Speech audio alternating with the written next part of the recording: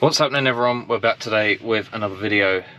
Obviously, as you know, the Fiesta is now in the garage and you're probably thinking, what am I driving around in? Well, I bought the Caddy. Unfortunately, the Caddy hasn't been very nice to me recently and it developed a misfire about a couple of weeks back, and it was one of them. Put another set of plugs in it, it was okay. It happened again, so I put a set of packs in it, new set of plugs. Happened again. It's happening on the same cylinder, cylinder 1, it's just fouling the plug up, so I'm guessing that it's going to be an injector fault, because we carried out a compression test, that was fine, did a leakage test, that was fine. When we took the plugs out and spun it over, so we took the plugs out, spun it over, and you could smell quite a lot of fuel on that cylinder when spinning it over. So got another problem with the van as well. Sometimes when you drive in, especially from cold, I find if you're not barely touching the throttle, basically the revs will be sitting, say, like at 1,000, and they'll just drop instantly and then come back to life, and the van really jolts you. If you haven't had it before, it's quite a weird feeling and does sort of catch you off guard sometimes. Spoke to the guy who actually wired the van, because we carried out the conversion but we didn't actually wire and code it in. He reckons it will probably be a crank sensor fault, because we were going with a fuel module fault at first, so we've got one of those to do today. So we've got a set of injectors, we've got a crank sensor to install, and for a few of you in the GTI world, because that's what this van is converted to, Mark 5 GTI EA113, you've got to take the inlet off to get the injectors off, which can be a bit of a tedious job because there's not a lot of room. So what I'll be doing is starting by getting the front bumper off, getting the front end off to give us all that room to allow me to get this inlet manifold off. So let's get to it.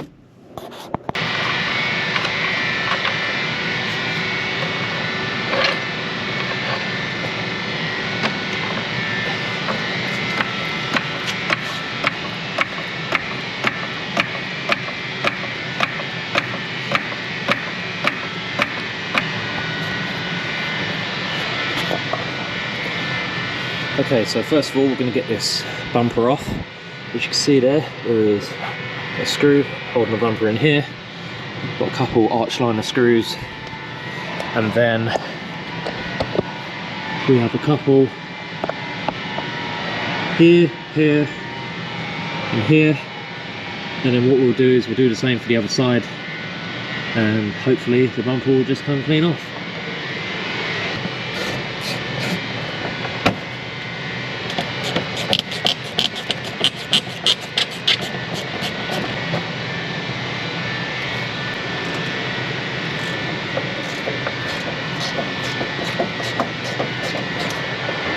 And the beauty of this top screw is that you don't have to take the bumper out all the way, because she will just slide out, as you can see. What I'll do is, because my bumper's a bit beaten up, I'm just going to take it out all the way.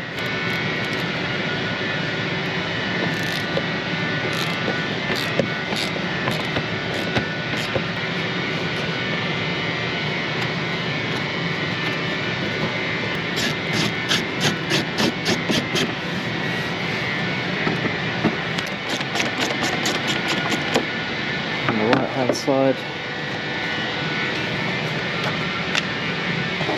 and down here as well.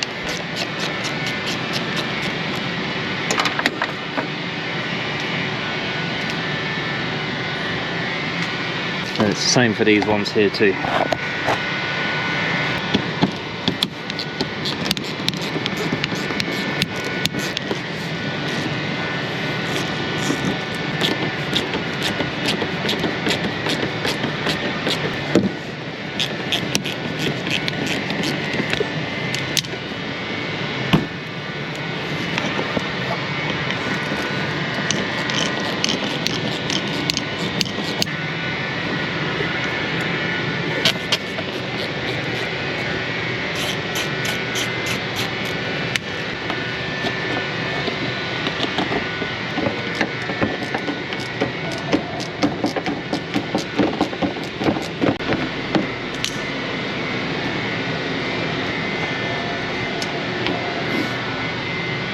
Okay, so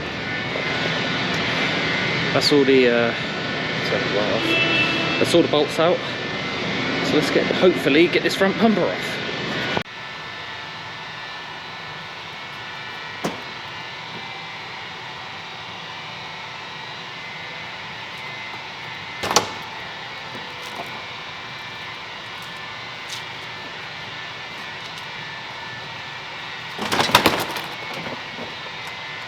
Easy, does it?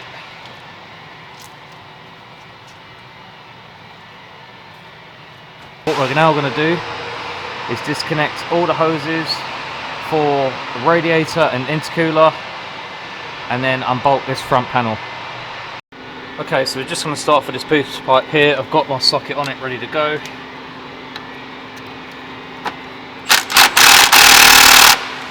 It's bloody tight.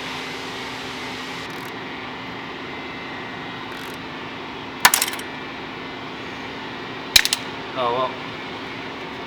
First problem of the fucking day. Knew that was going to happen.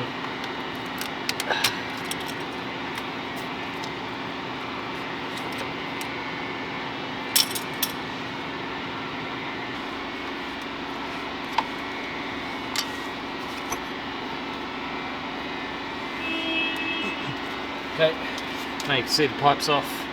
We're just going to go to the other side because there's another boost pipe there, and we've got a radiator hose to disconnect as well. Okay, so as you can see, this pipe here you can either do a quick release off of the radiator or use the devil's clips. So you can use that one there or that clip literally just there, and then underneath it, come over a little bit, you can see the boost pipe just there, which I'll need to undo that clamp as well. Hopefully this one doesn't break.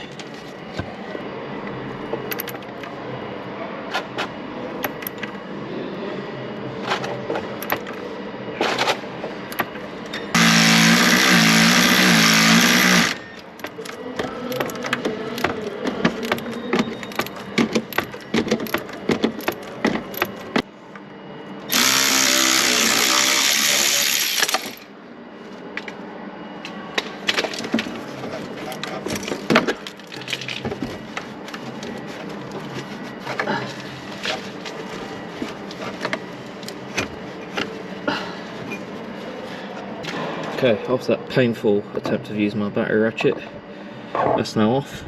Now we'll move on to the coolant pipe. What I'll probably do is just come in from the side here and get this clip off rather than messing with these quick release ones.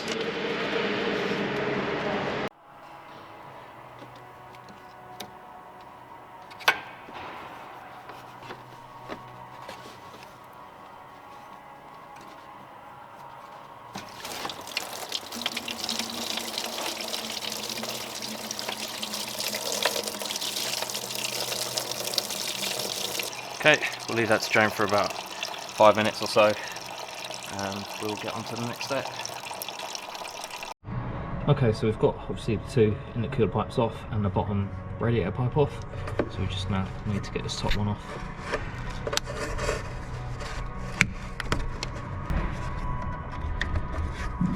Okay, now that clips out the way. Should.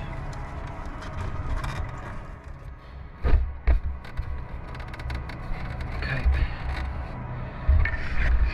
As you can see, it's now off, so we can now start obviously getting this front end taken off.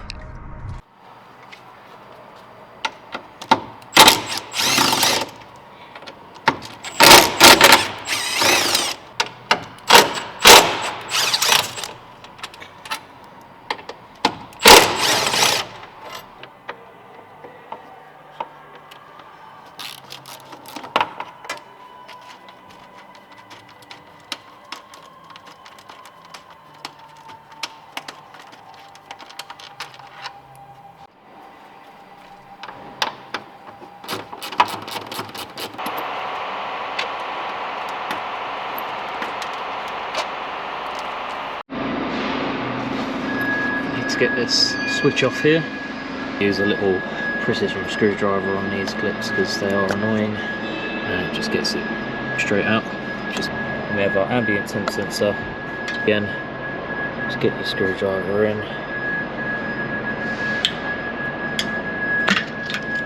Disconnect it so it doesn't try and come off with the actual slam panel itself.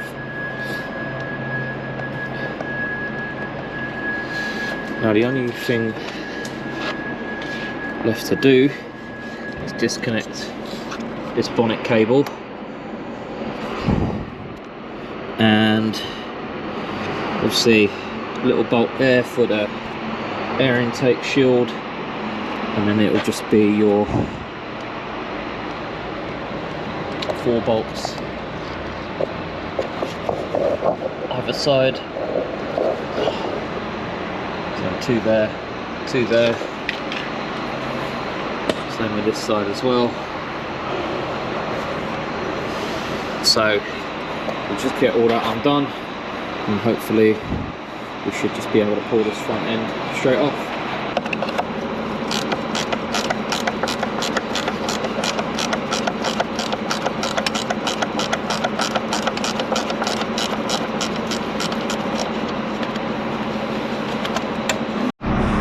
Okay, so what you normally do is you just lift this tab up here for the bonnet cable, and it then allows you to get the cable out of this little ball joint here.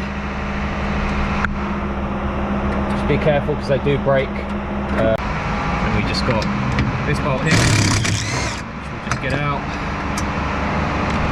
and then same for this one.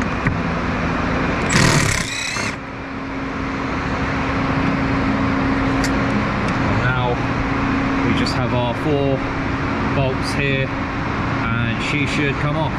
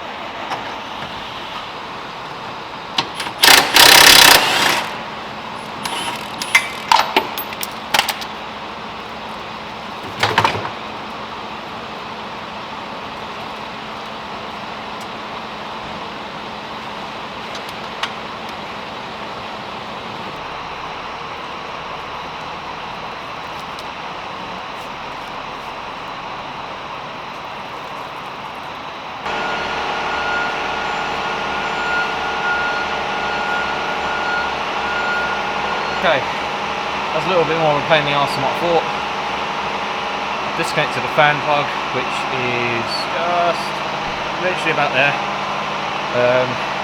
Yeah, forgot to disconnect that, and the headlight wanted to try and vacate the building as well. So, got there in the end, not a problem. All I'm going to do is now, them top bolts that hold them in, I'm just going to put them back in, just so they don't try and leave the chat. And then we'll show you what's needed to now get this inlet manifold off, because we have all this nice room to access it now. Okay, so we've now got the front end off. We're now going to start disconnecting some bits from the actual inlet manifold itself, like pipes, loom. We're going to release the fuel pressure from the high pressure fuel pump by undoing that small black cap and then pressing the nozzle in, and then we're going to undo the fuel line from there as well. So let's get to it. Okay, so my first port of call was to actually just get all the wiring loom plugs disconnected as best as I could, the ones that you can just see, and then start by getting them 2 fuel pipes off. I think one's an evap and then one's a fuel line. They are a bit of a pain, so just be patient with them, especially the fuel one, because it is a barbed fitting on the rail and it does take a bit of effort to get off. As you can see, I do spend a bit of time struggling working it back and forth because the clip doesn't fully release, so you've got to try and hold the clip in the release position whilst using a pick to work it loose. And then obviously, as you can see there, I had a friend help me get this pipe off, which I did. Then it was just a case of disconnecting the high pressure fuel pump alongside getting that the intake pipe off of the throttle body, and just going from there. It looks quite tedious, however it's not actually that bad of a job. Just got to make sure that obviously you unbolt the dipstick tube and get that stud out, as you can see me doing right now, and that should allow you to remove it. Just take your time when removing that dipstick tube because they can be quite tight, which our one was. And as you can see, Luke actually removed the whole high pressure fuel pump because we wanted to check the bucket as well, because it hasn't been done in a while. Now, as you can see, we took off the breather pipe as well as now removing the intake manifold bolts. Some of these are quite hard to get to, so make sure you do have Torxes in a quarter drive at hand, and if you don't, then you're going to have to remove the throttle body to access this.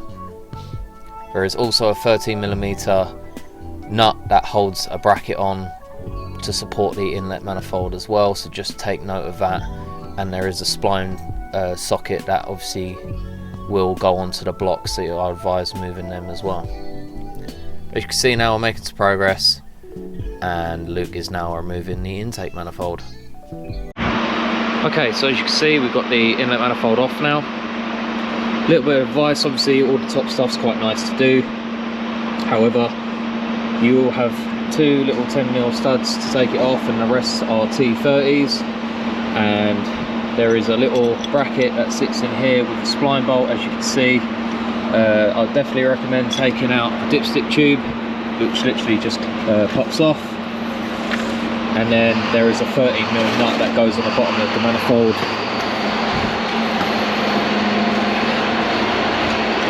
which is located behind the throttle body here. We have got an inlet flap delete as well, so we will be removing the flaps today, and we've obviously pulled the other half of the flaps out of the cylinders. So I've got a little adapter made up, because if I put my light on, the last time we did these cylinders they were a bit coked up with carbon, and as you can see they're still the same. So I've got a little adapter with a small walnut blaster and then a hoover attachment to go on the end of this. So what I'm going to do, we're going to stick this on a little time lapse, because obviously you don't need to see us blasting the absolute granny out of this constantly. But yeah, we're going to quickly do that, hopefully show you some nice clean valves afterwards, and then we will show you obviously doing the actual inlet flap delete and putting the new injectors in. Okay, so we've got our hoover set up with our nice pokey hose, and then we've got the walnuts filled in our little blaster. So I'll just quickly put you guys down, and then we will just blitz through this. We did one of them off camera just because we had some issues with our blaster setup working with the proper adapter. However, I think it's come out pretty nice considering. So now that we've got somewhat of a routine together, I mean, it's not perfect, but she'll definitely do. But yeah, we'll just stick this on a time lapse and go through the motions, and she should come out pretty nice considering compared to what they were before anyway. I'll get some close-up photos as well just to show a better view of this, because obviously the light is probably drowning it out a little bit. Okay, so put the other one done. By all means, it's not perfect, however, back. See, that's cylinder 3, which looks pretty nasty, and then obviously that's cylinder 4, which obviously looks a lot nicer. So we'll just get these ones done, and then hopefully start putting this thing back together. So if you are going to do this, by all means do not give yourself 5 minutes to do it. This is very time consuming, and if you have problems like we did where we had to adapt the tool and stuff like that, it takes a bit longer. However, we did get there in the end, and it come out really nice. I was really chuffed with it, considering we've not done this before. Literally just a cheap sandblaster off of Amazon, and then using some walnut shells that I bought off eBay, and as you can see there, we just loosened some of the dirt with a wire brush and some TF90, and then blasted again because the carbon build up on the two middle cylinders was really bad, so we just needed that little extra help rather than just sitting there wasting a load of media for double the time. So I would recommend loosening it up with a brake cleaner of some sort.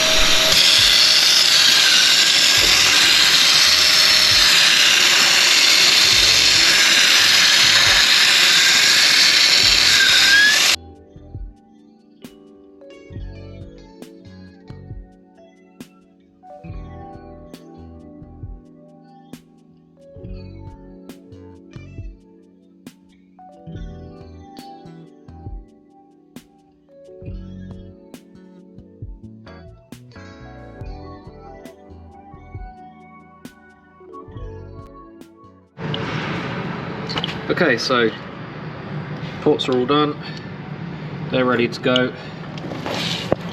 But before we do anything, we'll do the crank sensor. We just need to remove this Allen key bolt to get this bracket out of the way, and then we'll be able to access the crank sensor. It's too small, maybe 6mm.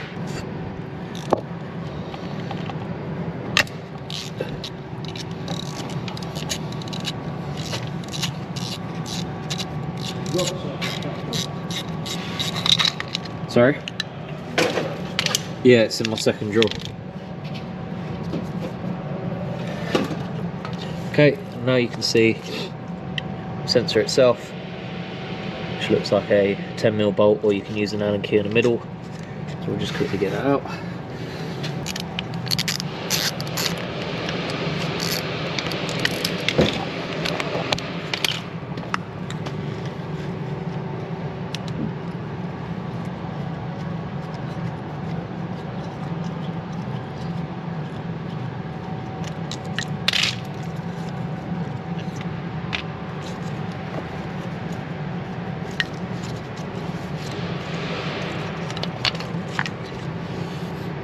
And there's the sensor, so we'll just quickly unplug it and get the new one in place.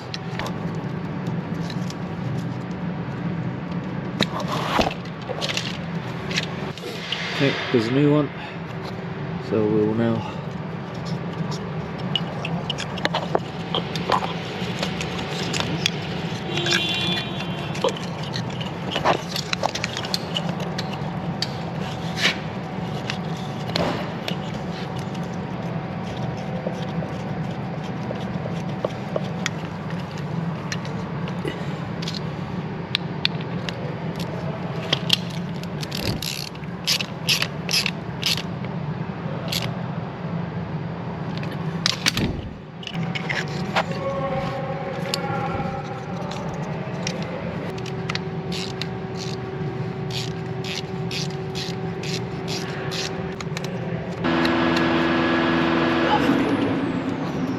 they're all back in now.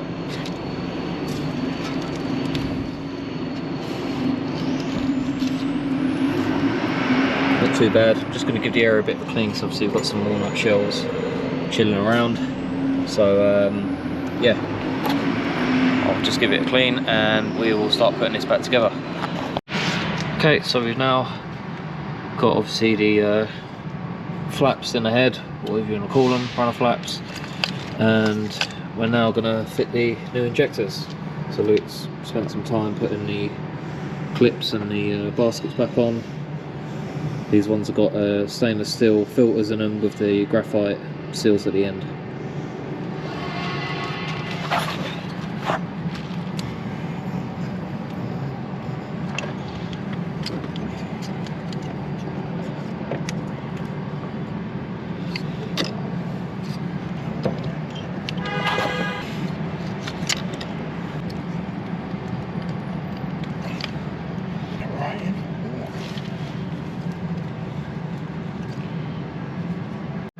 Okay, so now they're fully seated.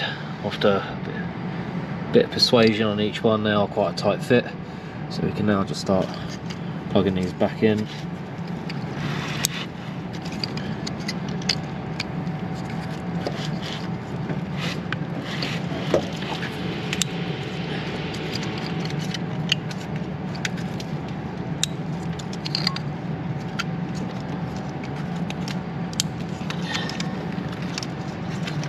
Okay, now that's all done.